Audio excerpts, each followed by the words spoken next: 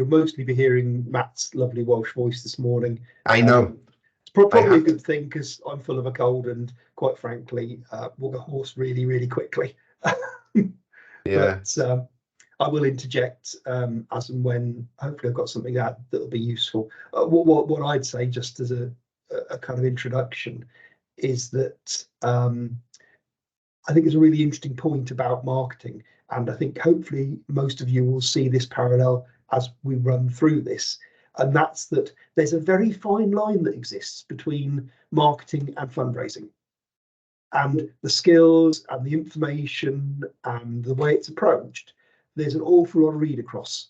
So I'm always very interested in people's reaction to that, and I think the things Matt will go through predominantly around marketing today, you could almost deliver the same and just replace the words a lot of the time. Yeah, and I think that's the thing. There's going to be quite a few concepts that we're going to kind of lightly skim over, but hopefully kind of give you enough to say, oh, I'm really interested. Oh, that's quite interesting, you know, and inspire you to kind of go out there and think, oh, I'll look into that a little bit more. And I think that's kind of, yeah, what we want. I mean, the whole idea of this collaboration network is actually just to get a discussion going between different organizations, because the way, you know, a women's organization or a sports organization may kind of approach something, you may think it's different, but actually there's synergies and ways that you kind of look at things differently that could benefit both organizations. So I think, yeah, that's kind of the whole idea. It's just to basically spark ideas. And hopefully there'll be something by the end of the day that you'd be like, ah, yeah, that was quite interesting. I get that. I see that. And I think, yeah, I mean, shall I make a start, Andrew? Yeah, I think kick off. Past. Anybody who comes along late, they'll have to pick up the information through the recording. Yeah, that's fine. Right, so let's just do a bit of an introduction. And some housekeeping. So yeah, like I said, this is going to be a bit of a whistle-stop tour for charities and organizations, looking at how you can effectively build and mature an audience. There's going to be a lot of kind of business marketing stuff, which we'll kind of slightly cover later, and kind of just understanding that your charity isn't just about doing nice things. Essentially, we need to get money in, we need to get volunteers in, we need to build and grow. Otherwise, you know, we'll start struggling kind of long term. So we're going to look at some audience concepts, how we identify target audiences, improving engagement, and ensuring actually what we're building, you know, is beneficial to the long-term success of the organization. This point is just building an organization and making it big.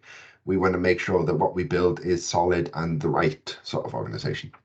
So a couple of housekeeping things then before we start. If you got any questions along the way, feel free to type them into the comments. We will try and answer them as we go along. Like I said, Andrew is I'll put Andrew, I just released it on the screen now. We're moving on to this side.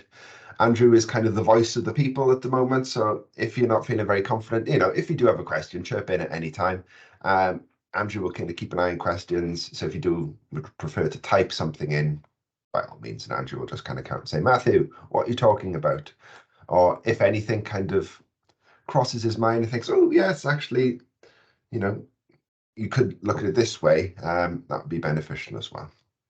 So, like I said, let's start. Let's keep it going. There's quite a bit of interactivity on this, so feel free to grab a bit of pen and paper as we're kind of going along and make some notes. The whole slide thing and the video is going to be available at the end.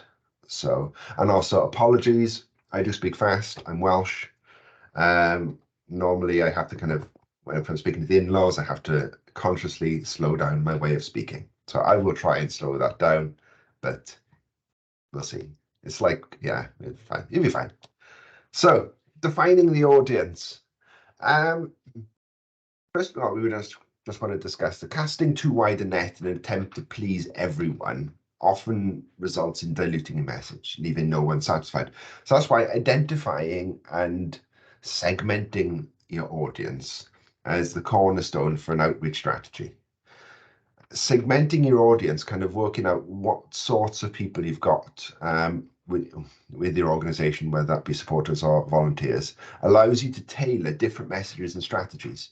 So you'd have a different message and strategy for, kind of a new donor to someone who is maybe a major donor. So understanding that different group has unique need can really help make your campaigns more effective. Different groups within your audience, like I said, so supporters, beneficiary, funders, all have different expectations and needs. So recognizing these helps you fine tune your strategy. So first task, just want you to kind of make a note on some stuff. Feel free to kind of talk out loud or discuss with the group. There's no right or wrong answers. We're all here to kind of support each other. But write briefly kind of what are some of the different audiences that you engage with at the moment. And I just want you to just pick one and write down what you believe their expectations and needs are for their organization. So, Andrew, can you kind of think of one audience type and what their needs would be? Okay, so let's start with one as an example. So if we talked about a grant funder, yeah, let's start with a nice easy one. So your grant funder is going to be really interested in your organisation and your ability to deliver their aims and objectives and their outcomes. Yeah. So what you have to understand in working out how to satisfy them is what they want from you. Yeah. And what their purpose in life is and how your work delivers that. Yeah. And that will vary depending on the funder. So if it's the lottery, they'll be very clear. If it's some of the charitable trusts, they can be quite vague about it. So that's perhaps a reasonable place to start. But yeah, they're many and varied. Yeah, and that's the thing. That you kind of think, oh, maybe there's 4 or 5. Actually, there could be 20, there could be 30, and even if you just kind of said, okay, one audience could be volunteers. Well, what sort of volunteers? Are you looking for volunteers who maybe are interested in social media, or volunteers who are interested in another sort of part of the organization? Well, that's a great point, Matt, when you talk volunteers. I mean, I spent many years tutoring around volunteer management and recruitment. And one of the key lessons to take here, and it's really pertinent to this point, is to understand that everybody volunteers for a different reason. They're looking to get something different from the experience. So actually, when you're thinking about volunteers, talk to your volunteers and find out what it is they wanted. That's part of your core volunteer management, but it's also key to this marketing journey. Yeah, I think so. So what sort of, if anyone was to kind of shout out to just get involved at this stage, what sort of things have people written down? What sort of audiences are you kind of thinking about as we kind of go through this? Anybody got anything? I would say a key one for us is corporate businesses. And in some respects, I find that the most challenging because firstly, expectations can vary across different businesses, both in terms of how they want to support the charity, how long they want to support the charity, and what do they want to get out of it. And it's quite a tricky balance, I think, to do what the charity would like to get out of a corporate partner and what the corporate partner wants to get out of working with the charity. And there can, in some ways, be slight conflict there, which is why it can be quite a tricky path to maneuver. And I think, one of the classics is that the tying in the corporate partnership with staff from the business volunteering within the charity. Very often they want the volunteers to come into the charity to meet one of their CSR requirements, but also they give each employee time off to volunteer in a charity and they want to see that fulfilled. And it can be, I think, quite frustrating for a charity because I personally would like to see, and this may be pie in the sky, that if you accept groups of volunteers from quite a large company to come and fulfill their expectations in terms of meeting their volunteering needs, it would be nice if they could then help fulfill your needs and have them do a bit of fundraising for the charity in return. And that's always quite difficult to negotiate and achieve. And it can become quite frustrating. And part of me thinks it's almost got to be part of an agreement that, okay, yes, we'll take groups of volunteers from your company to help us, but also to help you fulfill that requirement. But please do at least one fundraising event for us in return. Yes, I think so. I think a lot of people think, well, why aren't the local businesses all giving us money? Because we're a good organization. And I think it's not enough to just be a good organization. You have to kind of, like you said, consider what's in it for that business. And I think that's quite a key thing going forward, to kind of think, okay, what are the non-negotiable things that your charity can offer? And probably being upfront and say, we can, thank all your people on social media, but as a result, we would like, yes, volunteer time, but actually we got volunteers we could do with money. So can you help fundraise for us? Can you promote our organization on your social media? So yeah, it's that relationship. And I think that comes from quite an honest, upfront discussion about, I guess, terms really of what it is that you want to do. I think just adding to that point, Chris, I think a lot of charity corporate sponsors are quite cyclical, so it's like an annual process, and they choose a charity of the year, and a lot of it, from what I experience, is the charity of the year just moves on to a new charity every year. So the relationship is almost for 12 months, and I think it's about extending that 12 months to a longer period where possible. Yeah, I think that's quite a key thing. Ali said then it's about looking at, okay, what can you do at 6 months in to make sure that, to try and encourage them to choose you as a charity for another 12 months? Is there something you can kind of do there? I think that's true, but I think that's also changing. I mean, we're finding that businesses want to support maybe 4 charities over a year, and they select one per quarter, and then hopefully they may do the same in another year. I'm finding that businesses are perhaps moving away from, or quite a few businesses are moving away from adopting a charity for the year, and that they are forming partnerships with maybe a national and a local charity, or up to 4 local charities. So you've really got to build up your audience of corporate supporters to ensure that you're getting a lot of support right through the year. Yeah, and I think, it's that stability. So so hopefully now everyone's got something in their mind, an audience that we can kind of come back to. I just want to kind of go into a second idea then, and these will all hopefully start coming together, hopefully fairly quickly, about designing the experience.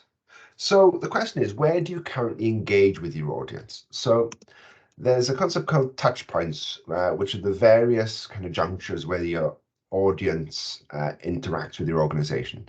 So whether it's social media, newsletters, events, every time that there is this engagement where you kind of speak, so whether someone calls and someone answers the phone, there's always an opportunity to either enhance or kind of diminish the engagement.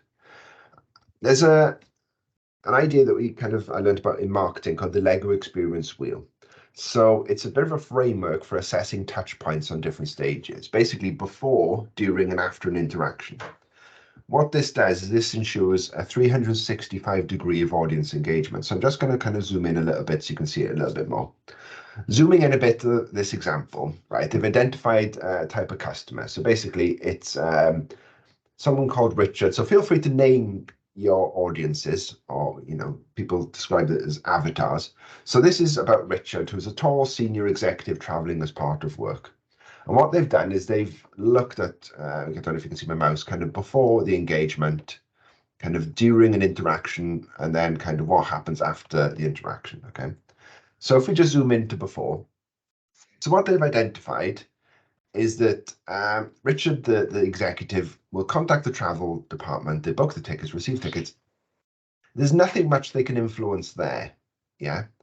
But what they've identified is when he checks into Paddington train station, it's a make or break moment. And we've all been there. We've kind of got the tickets. We're all really excited. So what do we do? When we get there, are we made to feel welcome? Do we suddenly go, ooh, this is nice? Yeah. because that is the sort of thing that will really start influencing, these moments.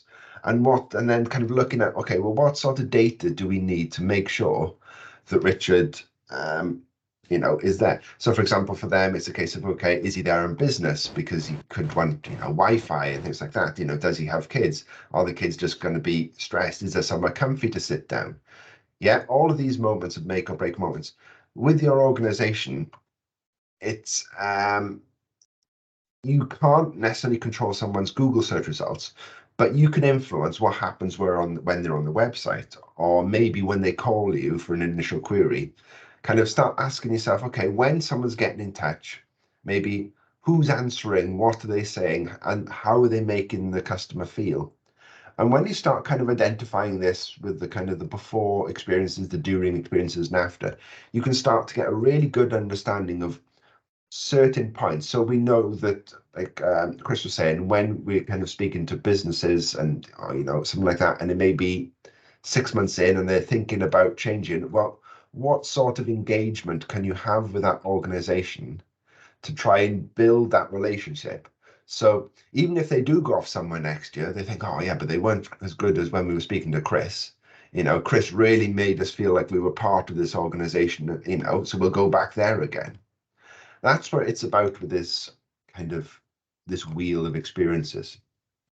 So again, another quick task: map out the journey of your chosen audience goes through with your organization. Obviously, it's not going to be that in depth at this stage, but what happens before they're aware of you, during their engagement with you, and after the interaction? So what are their experiences, and are they negative or positive? So I'm just going to set a timer on my watch. Yeah, there we go. So we're just going to have 5 minutes. So like I said, don't worry about kind of necessarily doing everything. So maybe just choose a particular thing. So maybe during. If an organization chooses you as their charity of the year, what happens next? Are they given information? Are they not given information? If you expect them to do fundraising efforts for you, how are you nurturing that relationship to kind of make sure they're doing this? So maybe just kind of write down, like I said, a few points about this interaction. And maybe instantly you can identify, actually, we don't give them any information. I've worked with organizations before, done some work with people like Shelter, and they can produce kind of branded versions of their Shelter leaflets with the company logo on. So when that's given out to all their staff, everyone can see, oh, we're supporting Shelter. Everyone's getting the same information, but the client has got, or the supporter has got lots of stuff to use. So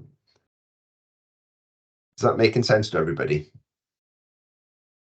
I mean, again, from our point of view, one of the first things, as soon as and we'll stick with corporates, but it works with individuals as well. As soon as they say, we want to support you, we want to fundraise for you, one of the first things that we try and do is bring them into the charity to see the work of the charity firsthand, to meet key staff, to listen to what we do, see what we do, so that they can get a real close connection with what the charity is about. Because they may, as often happens, they may have seen us online on social media and say that charity's work aligns with our beliefs. But you can't get a total understanding as to what a charity is about until you visit the charity, and we make that almost a priority to at least invite them to come in, have a look round, meet various departments, so they can. So does this happen before they choose you as their charity, or only after? No, this happens when they've contacted us and said, we've seen you online. We think the work that your charity does aligns with our beliefs as a company, so we would like to look to support you. So Okay. They might not have made the final decision, but they're warm, and we then want to convert that interest into a definite commitment. And we see that getting them into the charity and seeing the work firsthand is the best way of doing that. And then when they're here, we can discuss all of the various options as to how they can develop their support. And put together a support package. So you've got a clear before scenario. They discover you, they come in, you have this first interaction, and you know, you feel that they go away positive, they choose you. What happens then? Right, well then we discuss with them what they would like to do from a fundraising perspective, and sometimes they say, well, if you can feed through to us fundraising opportunities, so that might be events that we're organising through the year, that would be great, and we can engage with those. If you can feed through to us volunteering opportunities, that would be great. And then they may also say, but we want to do our own, some in-house fundraising. We'll keep in touch with you and tell you what that is. And if you can help us with that, for example, by providing T-shirts or balloons or collection buckets, leaflets, so that we can engage with staff, that would be great. And an example of that is, you know, a large company said, we want to support you. We're going to start off by doing an in-house bake sale. Can you help us with a poster and awareness raising material? And we did that for them, sent it across to them, and they had a very successful bake sale. But they then have also engaged with some of the things that we do as a way of enhancing their fundraising. Yeah, I think it could be worth then making sure that this is written out in a plan on a calendar to kind of say, month 1 we do this, month 2 we do this, maybe month 6 when they're kind of considering next year's charity or something like that. What are you doing to nurture that? I mean, Andrew shared a really interesting report with me yesterday about kind of the after. So someone has given an organization money, you know, a personal letter to that individual can result in a general increase in donation. I think over the last 40-something%, Andrew, I think it was. Yeah, something like that. Can't remember the exact figure, but it makes a huge difference. That thank you journey is an important stage. I mean, Chris will be familiar with this. What we're talking about here is the concept of donor stewardship, really, at its heart. And you know, it's crucial that organisations don't just fundraise, get someone involved, that someone comes along, gets involved, does a bit of fundraising, gives them some money, and you say, you know, the money goes into your bank and they're forgotten about. It's, you know, I would argue that good fundraising and good not-for-profit work actually is what I would describe as relational. So ultimately it's about building and maintaining relationships with those people on an ongoing basis. So that's about maintaining it. I just want to bring us back for a second, because I think we're talking a lot of fundraising, and I think that's entirely right. But equally, I just want to make a couple of observations that this journey is no different. The touch points are different, but the principle is no different if we were talking about volunteers coming in to do work in your organisation.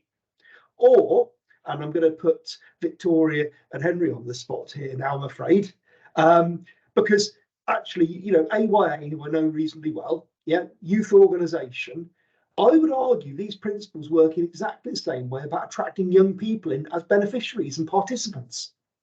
You know, what are those touch points? What are the things they care about? What are the stages of that journey that you really need to be thinking, yes, we can influence this, and this is where they're going to make the decision to get involved in our work, or worst case scenario, we're going to completely put them off. Yeah. You know, would you agree with that, both of you? Yeah. Yeah, absolutely. I think for us, it's about being particular about understanding what young people want.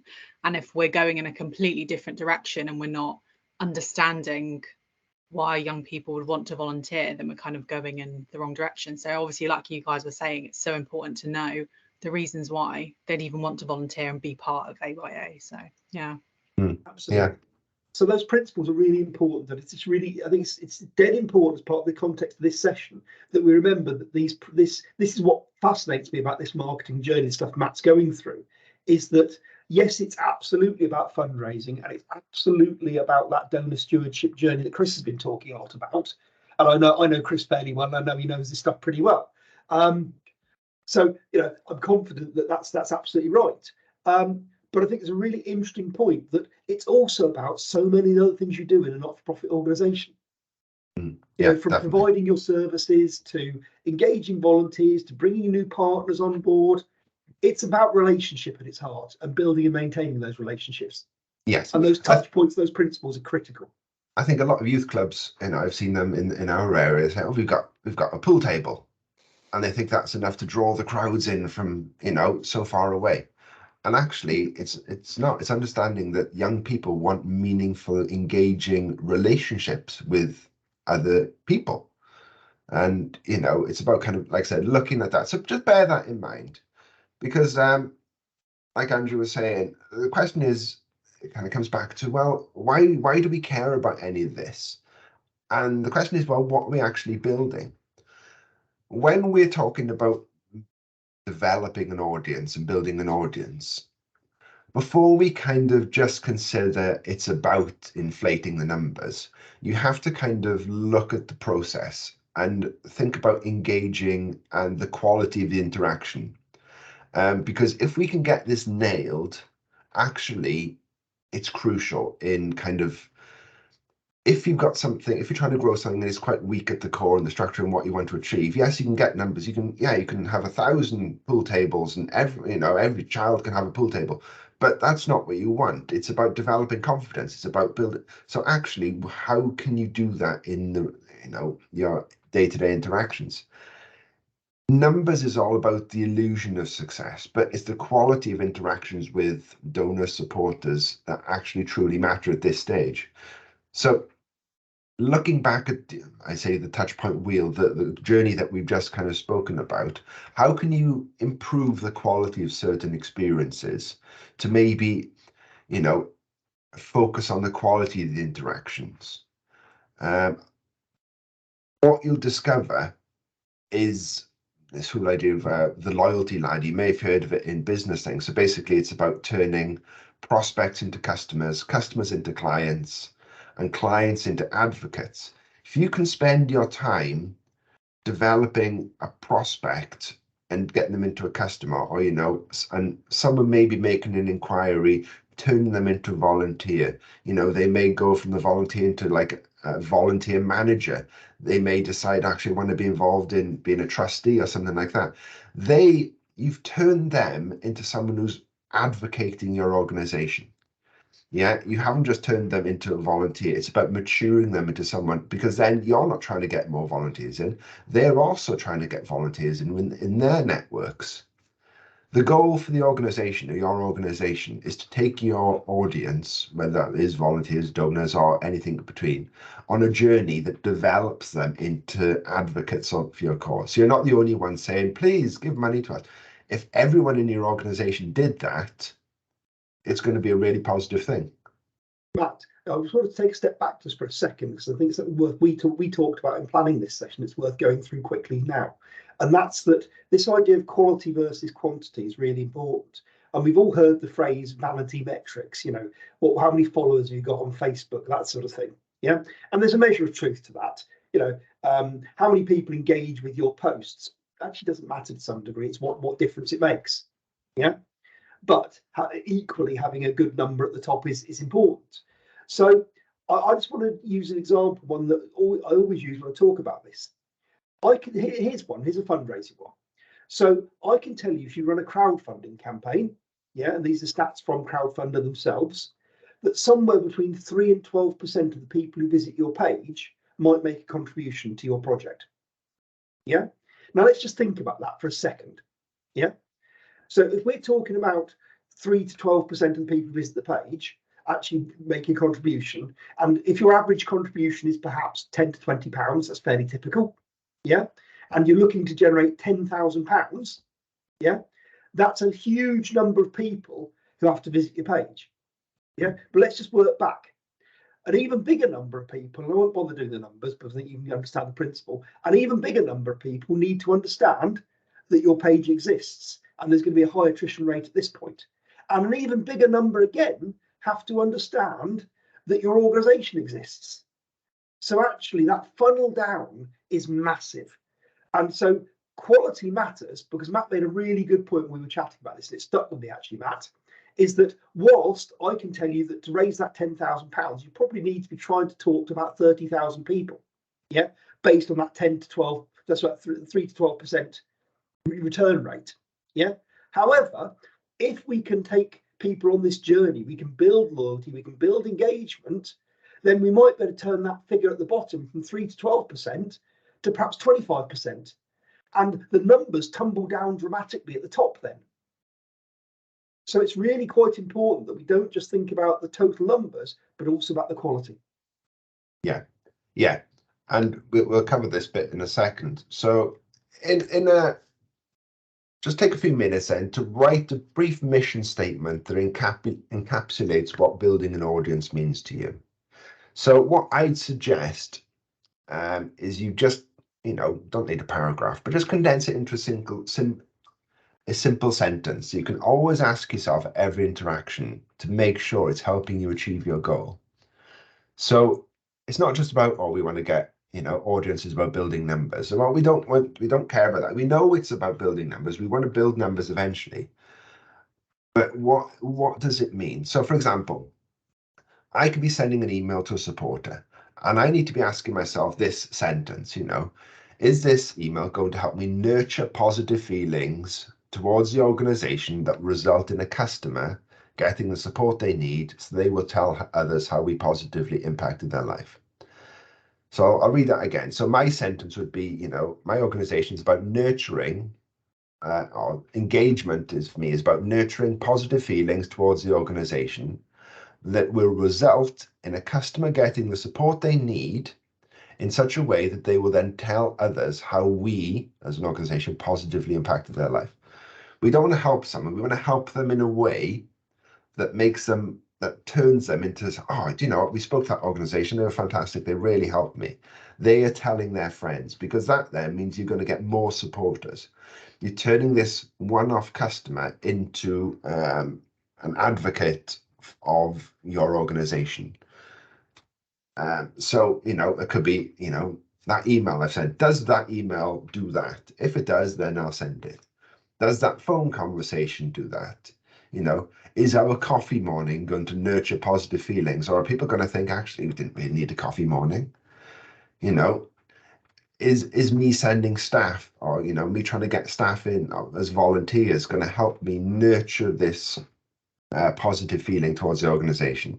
So that the business is going to feel, we got what we needed, and we will tell others, we support that charity. Our staff come away from those days buzzing and they really love working there. So kind of have a think about what that sentence would look like for you. And if anyone wants to kind of just talk out loud as to kind of how they think that could be roughly, it doesn't have to be, not after a sonnet. It could be sang rough. And the whole idea of this is that you just come away and you come, okay. What question should I be asking myself when it comes to every bit of interaction? What is it that I want to achieve from that interaction? Anyone got anything they'd like to share? No worries if not.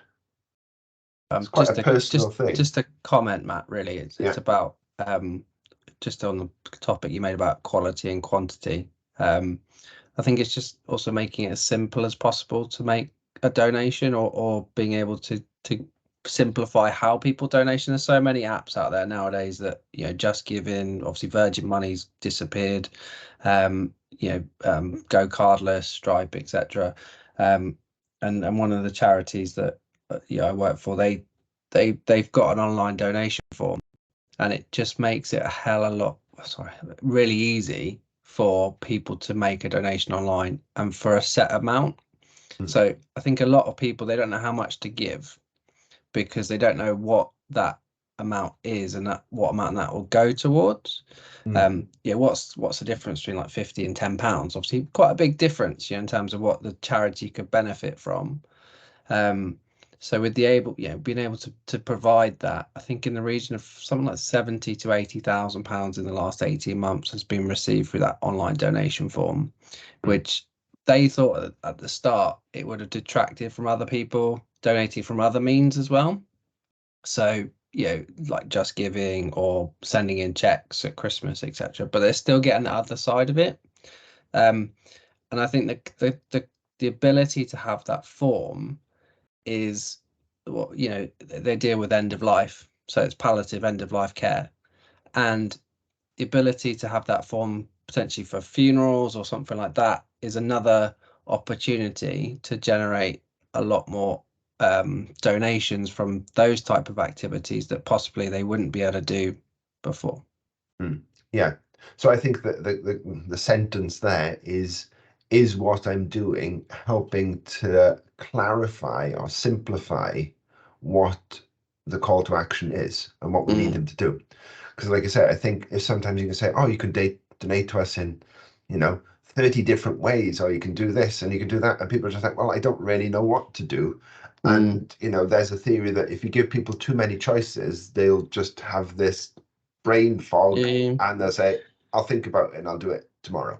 And I suppose for a younger audience, that's always ever changing, right? So I went to a talk recently about TikTok and how that's transforming and changing the way that people use search and find stuff online. It's just a minefield. But I guess for a younger audience and the new wave of people coming through, that's going to be apparent.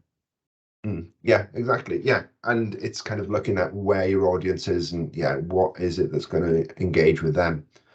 It's back to segmentation, really, doesn't it? It's about understanding which tools work for which audiences. Yeah. And the reality is that if you have a form that says this is just click here to make a £10 donation or whatever it happens to be, that's absolutely fine as long as you understand who that's intended for, what kind of person, which then affects how you promote it.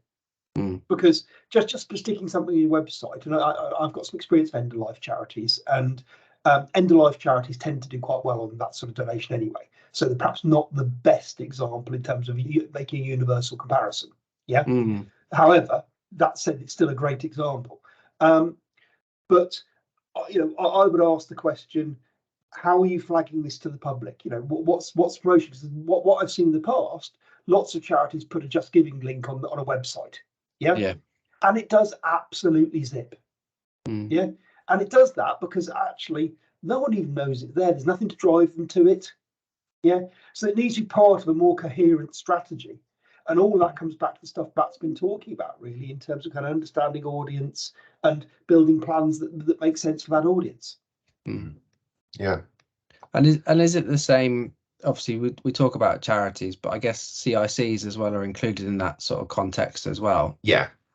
Absolutely. I think, doesn't matter what we say charity a lot, but that's just my background, really. But I know Andrew kind of deals with all sorts of. There's a big list of them, isn't there? Of just basically organizations out there trying to make a difference or do good. So whatever that structure looks like, whether they're registered charity, unregistered charity. Yeah. I mean, the sad thing with groups, the sad thing with CICs is they get less of a benefit than the charities, but they seem to do the much better. Like they seem to do the same thing. Well, there's a whole nother conversation there about which legal structure makes sense for what you're trying to do and why you choose it. And we could go a rabbit hole there. There are distinct pros and cons to both, and there's a detailed conversation to be had in every individual circumstance to work that particular puzzle through. Yeah. So just want to go on to the next step then. So we've been talking about kind of quality and numbers. And okay, so imagine numbers would be, us trying to fill a bucket. So we're about to turn on the tap and get lots and lots of people kind of visiting our website. What a lot of businesses, organizations don't consider is actually sometimes a lot of buckets have leaks. So before focusing on expanding your audience, as we said, turning on the taps, it's going to be really critical in an organization to fix leaks, which would be essentially problems or inefficiencies that might be undermining your existing efforts. So, for example, what's the point of getting more supporters if the ones you have at the moment aren't renewing their membership? So there you can. Excuse me. Leaks refer to elements that are lacking or problematic, right? So it's a concept you can discover a little bit more about from watertight-thinking.com. It's not my own idea, but it's something that I've discovered in my career. And I just want to kind of spend some time looking at some leaks that can be useful for charities in how we can address gaps in, you know, our engagement strategy. So I'm just going to kind of skim through them. So forgotten customers. So losing touch in a charity context is about losing touch with previous donors and volunteers. The solution for something like that would be implementing a robust donor or volunteer retention program that includes regular updates and opportunities for re-engagement. Poor onboarding. Someone gives you money, but what happens then? New volunteers, donors just feel really lost or disconnected. So how can you develop a comprehensive onboarding process that quickly integrates new members into the community and explains how they could contribute? You know, it may just be, could you pair a volunteer up with an existing volunteer so they can get up to speed a little bit faster? They've got a friend in the organization. No emotional connection. Failure to convey the emotional impact of the charity's work. A lot of organizations, some people do this really well. You see, especially coming up to Christmas now, you'll see the John Lewis things and all those adverts using storytelling to create an emotional connection. And that can be really beneficial for organizations. No gateway. This is interesting because you got to kind of ask yourself, the problem from a charity context is there's no entry-level opportunities for engagement, like micro-volunteering or small donations. So are there ways that you can create low-commitment ways for people to get involved, such as a one-off volunteer opportunity or a give what you can donation? I think a lot of times when, you know, we're looking for volunteers in an organization, we say, please, we want you to volunteer. And they feel like we're asking them to sign away their lives. Whereas actually, before we get to that stage and we want them to sign away their lives, what can we actually do just to kind of say, oh, you know, Ali, do me a favor, on next Wednesday, could you come and help me at, you know, a bake sale for it'll just be 2 hours and I'll buy you a cup of coffee and a cake. What sort of things is your organization doing to do that? Critical approval. I mean, this is really interesting in terms of fundraising, application bids and stuff like that. A lack of information or validation for larger donors who need, you know, maybe a larger board or family approval. Can't just say, oh, give us £10,000, but I'm not going to really tell you what we've done or why we've done it and what we've done in the past. So, you know, create really detailed donor information packs. Andrew probably got a lot more experience in this sort of thing. But this is where I would always argue that, you know, your as an organization, your data management, your monitoring evaluation of your work is so critical, because this is where you get the evidence. It doesn't matter whether we're talking about a grant application, particularly the more complicated ones, some of the larger ones, or actually going out as part of your marketing activity for high-level donors, perhaps some of your corporate engagement stuff. People want a mixture of emotional story. Why should I care? Why does this matter? That's important. But actually, it's got to be backed up by hard numbers, because you can tell a tear-jerking story about one person, but unless you can say that actually we've supported, you know, 100 or 1,000 or 50,000 people in the same situation, then it might just be the one. So you've got to bring those two things together. It's a mixture of numbers and statistics and emotional stories. Yeah. I think it works in opposite as well, sort of reverse statistics. So like yesterday, for example, I gave blood personally, and I was looking at how many people give blood annually or register to give blood, and there's something like 335,000 people registered to give blood in 2022. However, only 91,000 went to actually give blood. So 1 in 4 have actually stepped through the door. And I think that makes it more pertinent and a much more storytelling statistic, that actually they're not focusing on the 335,000 people that registered. They're focusing on the 991, you know, the 1 in 4 people that actually step through the door. Yeah, I think that's critical, definitely. Information overload, overwhelming people with too much information all at once. So look at ways you can break information down into digestible formats. So like I said, Some people may want the story about the one, some people may need more information, but actually having different amounts of information available so you can, cater for each individual person's needs throughout their journey would be really critical. How many organizations actually fail to explain what they do with the money or how contributions actually help? Make sure that you're clearly communicating the impact of donations or volunteer efforts, how their staff are helping your organization. So whether that's through impact reports or case studies you can send out. That's Why? crucial to your donor stewardship journey, and that process, particularly with your corporates and people like that, to say, and actually your individual givers to some degree, actually, how has your donation made a difference? Well, what have we done with your money?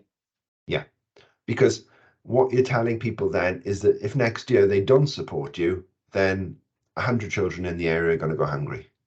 And, by telling them how their money is making such an important difference, actually you're tying them in emotionally to your cause, which is what you want to do. So why, making people don't make a compelling case for why choose your charity over the charity in the other, in the village next door. So what are the unique selling points of your charity? Why should people choose you? Not clearly presenting the credibility of a charity. So showcase your partners, endorsements, testimonials. Say who you're working with and what you're kind of doing to, go beyond just maybe giving a food parcel out or, having, what you're trying to do. Are you trying to influence policy and everything like that? Get involved in that. Tell people about that.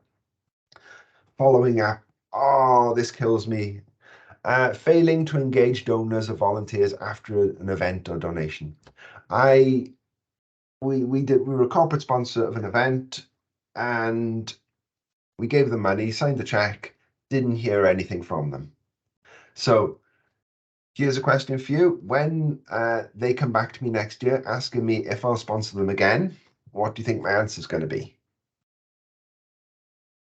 The solution, just an automated yet personalized follow-up system, just an email or handwritten notes. If you got major donors, send them handwritten notes. If it takes you an hour to write notes to just say, oh, thank you, it don't have to be essays, but just say, oh, do you know what, Andrew, just want to say thank you. Everyone at Heaward Solutions, your money meant that 500 children were able to show up in a best to our literacy event. Fantastic. So many people, kind of will just vanish if you don't thank them, and they'll give money to the organization that does thank them. Simple. Overlooked opportunities. Missing out on upselling or cross-selling opportunities, such as match donations, merchandise, or legacy giving. When someone's giving you money, are you gift aiding it? That is critical. People kind of go out there and kind of think, oh, we're trying to get legacy giving. We want everyone to kind of give us £10,000 in their will. But before you kind of do that, you need to start nurturing. Like I said, we were talking about the entry level the gateway opportunities to, are they giving you £100 here and there? Only then are they going to start, giving you their life's earnings. Anyway, that's, but yeah, looking at additional opportunities. So, after a campaign, do you have an opportunity to then, maybe change their one-off donation to a monthly donation? How can you look at things like that and just upgrade people's things? So in business, it's kind of how can you make people spend a little bit more, give a little bit more often, and I can't remember the other one.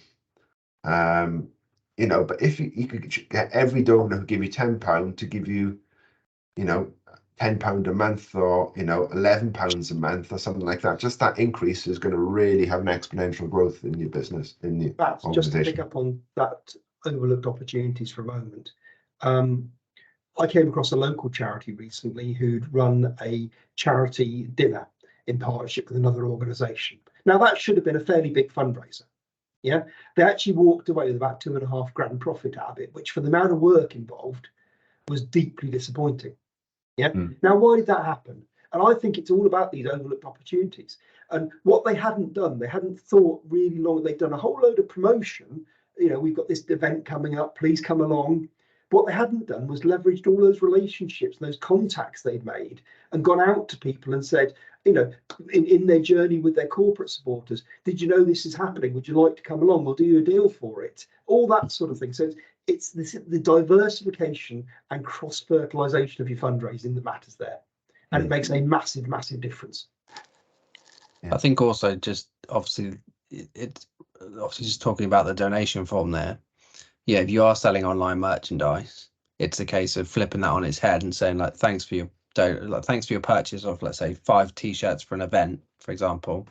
Would you also be interested in donating X? So rather than promoting a form to donate or an online donation form, it's sort of subconsciously it's part of the same. You're upgrading your package or upgrading your product to include X, which would yeah, it's a small thing, but it probably would tempt a few people in there.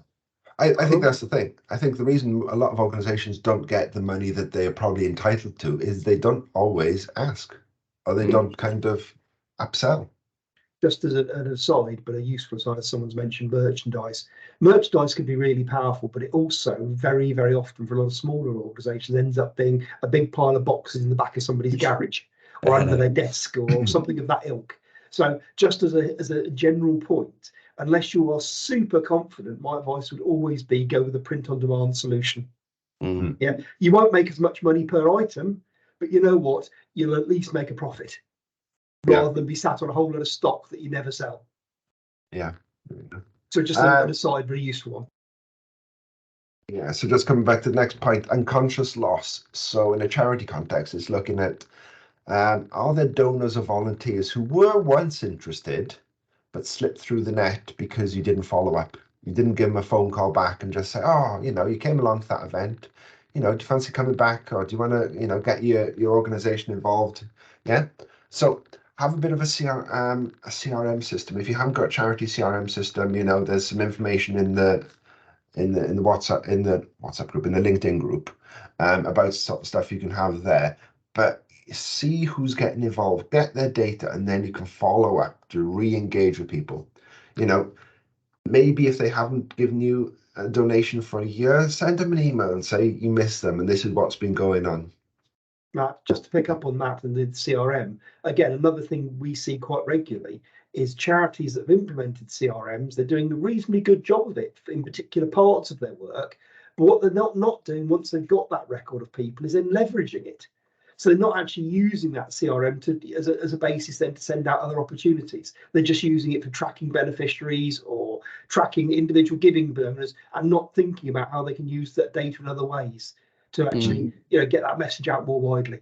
So Yeah. I think hard about those digital tools. They're vital in today's universe. Yeah, I think that's really true because so the same charity, they obviously they filter the people that are added to their newsletter, but sort of it's inclusive and exclusive a little bit, isn't it? You don't want to exclude the people that are donating like £10 because that's still that you take £110 donations, wouldn't you, over someone that's just singly donating £100.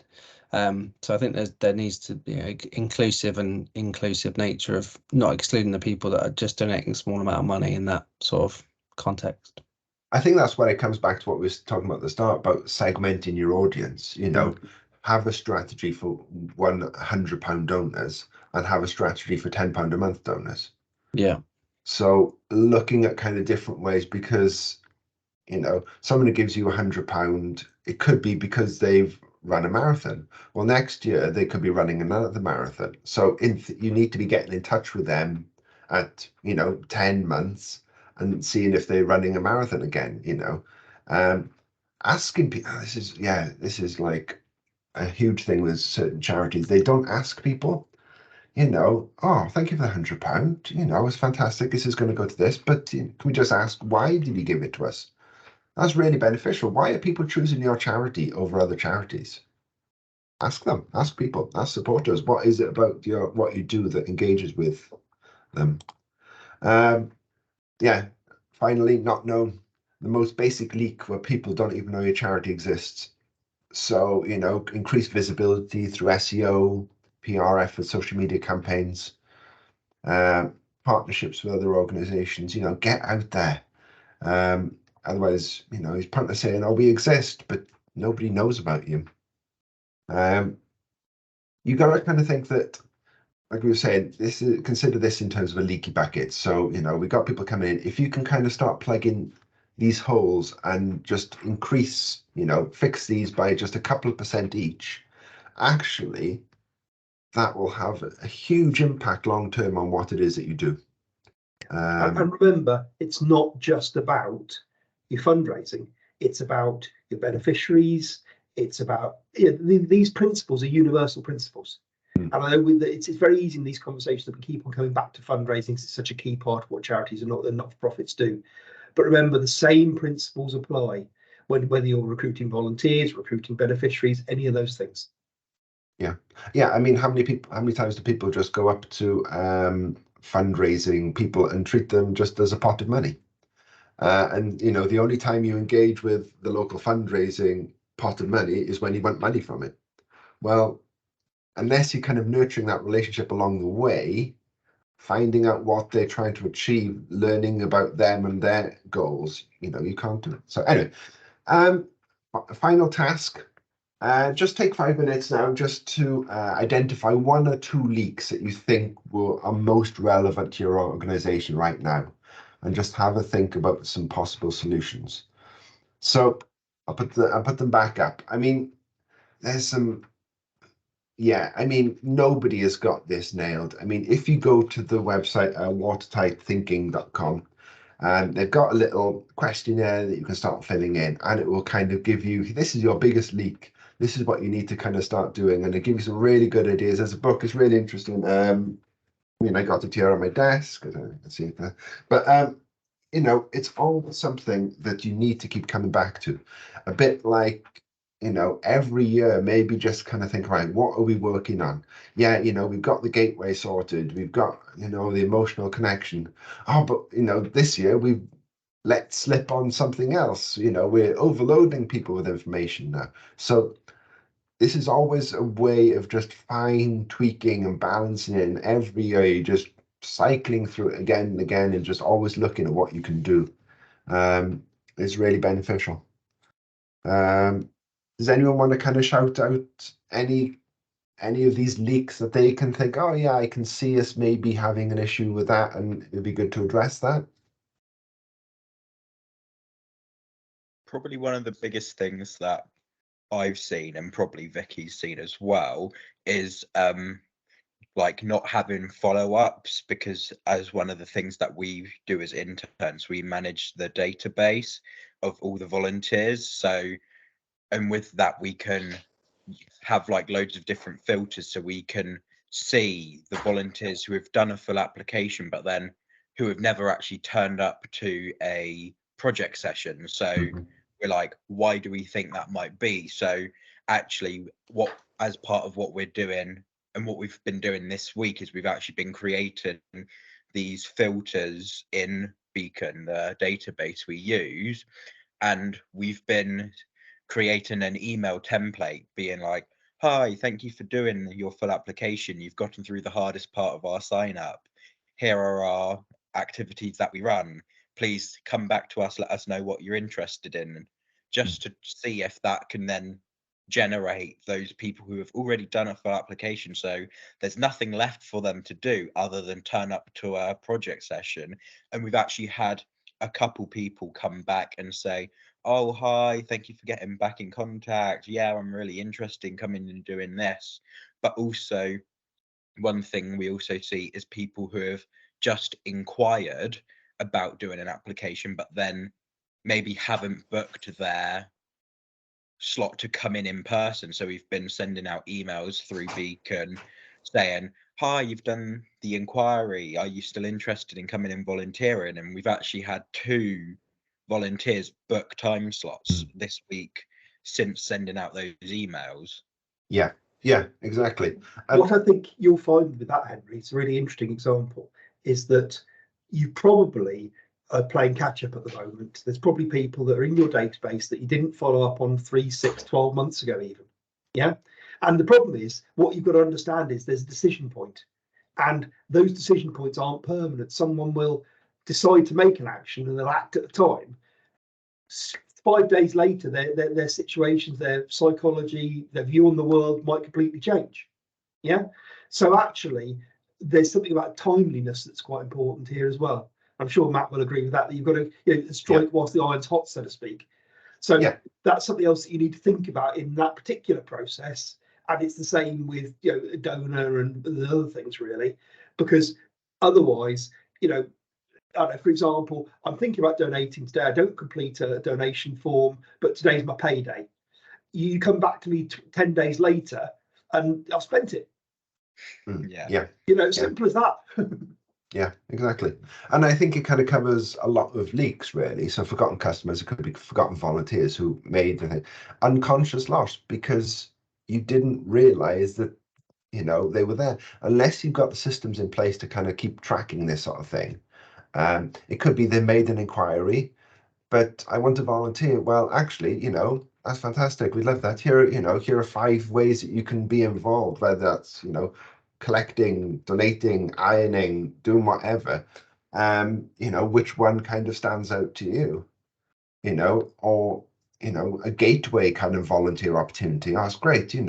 Just come along to our youth night on Thursday night at 6 o'clock and I can show you around and you can kind of meet the team. And there's lots of stuff then. And then once they do come, oh, fantastic. Oh, this is Jeff, Jeff, you'd be working alongside. There we go. Oh, fantastic. Look forward to seeing you next week. And you're tying them into coming back again, you're building that relationship because, they've gone from someone who's forgotten to someone who's tried it out. They've met people and now we are automatically onboarding them without them realizing that they're being onboarded. And they're building relationships. So there we go. So hopefully you've got kind of some ideas and stuff out of that. Anyone else got anything they want to kind of shout out? I'm just aware of time. We're just coming up to the end, so I'm just wrapping up now. Just to say, I think it goes back to the segmentation of it. The same charity, I guess, is they've got they've got different ways of what they do, and obviously they promote donation. At the same time, they still need to recruit people, so they still need to recruit for the charity and find nurses to look after the sort of end of life palliative care that this charity does. And it's just poignant that they have this pop-up on the homepage, and it's been running for 18 months, that I've asked them, like, do you still need to recruit this? Because obviously that's the first thing that people see when they land on the site. And obviously the accessibility point of view is pop-ups can be annoying, and they can detract from the user experience. And I can imagine there's probably a good statistic out there that says how many people haven't bypassed that pop-up because it wasn't relevant for them or clicked off the site for that reason. So that's something I'll take away from this. No, definitely. It's so finally then, once we've kind of worked out who we are, what we're doing and what we need to do, maturing an audience. Remember what we've been talking about. Everything is about building trust. Building an audience isn't a sprint, it's a marathon. You're going to be doing this year after year after year.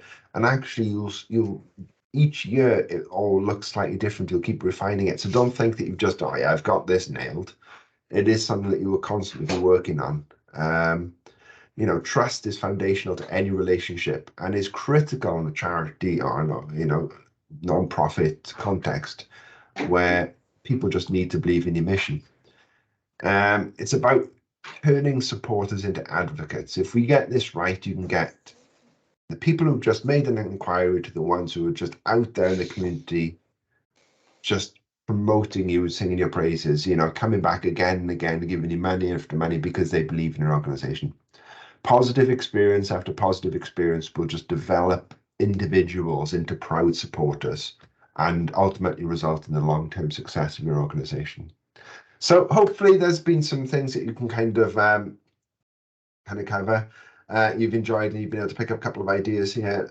Jot down, 3 steps that your organization can implement So, I mean, like I said, it doesn't have to be in depth. These slides will be kind of around afterwards, so you can kind of go through them again and just kind of skim through my notes as well. And the video will be there to watch again. But yeah, 3 things that you're kind of thinking, actually, yeah, I kind of see some benefit in that. I'm gonna look at that. And kind of as you're kind of doing that, yeah, I'm just going to kind of draw to the conclusion that, you know, building an effective audience, like I said, isn't one-off, and I keep repeating that. It's a sustained effort that's all about attention to detail, continuous improvement, and focusing on meaningful engagement. Yeah, remember, if you want to build an audience, don't worry about getting the numbers in to build your audience. Focus on those quality relationships, and the numbers will start coming. Then, you know, so when people do start making inquiries, you're converting them a lot better. By carefully understanding, you know, each audience's unique needs, yeah, fix your leaks and focus on the engagement metrics that matter. Don't get caught up in superficial numbers that don't matter, because ultimately they don't matter to the people that you're helping. You need to focus on the right stuff. You know, this audience becomes your community, and this community then is just the lifeblood of your organization, ensuring long-term success. So thank you very much for listening. Andrew, have you got anything else that you'd like to And you say thank you, Matt, for talking and doing the heavy lifting today. Yeah, thank you. It's been really good. Yep. Very good. I mean, if anyone's kind of got any questions or comments, feel free to ask now. I mean, like we said, we try to stick to the hour. I've gone 5 minutes over. I do apologize. So yeah, if you've got any questions, I'm more than happy to stick around for a little bit and answer them if you've got anything. I'm going to stop sharing now.